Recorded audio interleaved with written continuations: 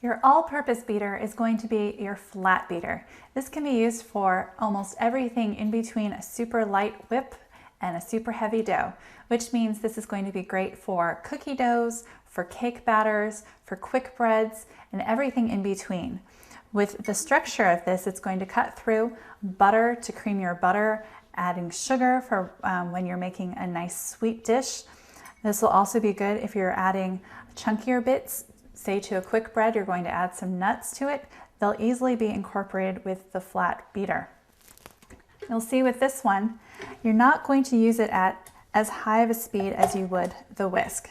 Because you're not trying to whip things up and make them nice and frothy, you're going to have it at a slower, more moderate beating speed. So depending on exactly what you're making, you could have it from nice and slow speed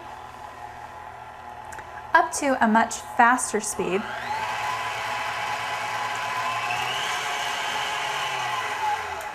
But you're never going to have it up quite as fast as if you were using the whisk.